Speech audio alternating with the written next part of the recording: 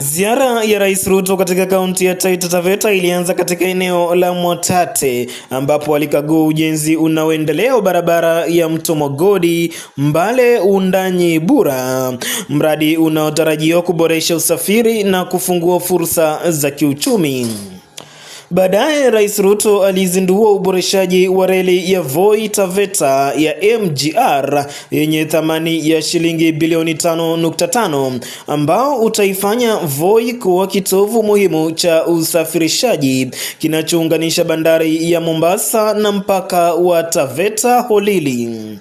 Tulikuwa na reli ambayo ilikuwa inabeba watu na mizigo kutoka hapa Voi kwenda Mwatate kwenda Maktao mpaka ifike kule Taveta na iungane na reli ya kwenda Tanzania mpaka iungane na Tanga na Moshi na Arusha, alafu baadaye iende Singida mpaka ifike Bujumbura.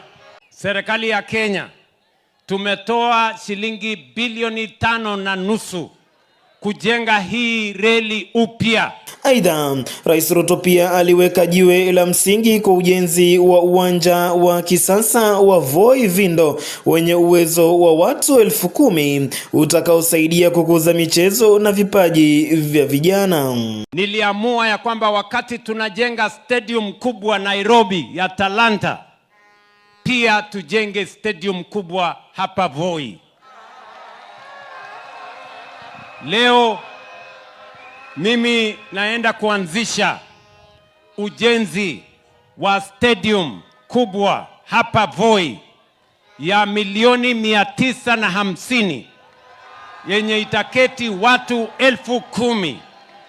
Wananchi wa hapa wawe na stadium mahali michezo inaweza kuendelea, mahali mikutano inaweza kuendelea. Ziara hiyo ya rais ilihitimishwa kwa uwekaji wa jiwe la msingi la soko la kisasa la Voi lenye thamani ya shilingi milioni 300 litakalo hudumia zaidi ya wafanyabiashara 1,000 na kusaidia kupunguza upotevu wa mazao baada ya mavuno.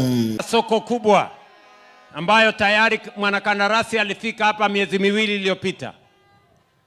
Soko ya shilingi milioni 300, a modern market in the heart of Voi town, so that our business people can have an environment where they can do their business. Our traders, our farmers can have facilities. Kutoka mjini Voi, kaunti ya Taita Taveta, jina langu ni Gabriel Mwakoma.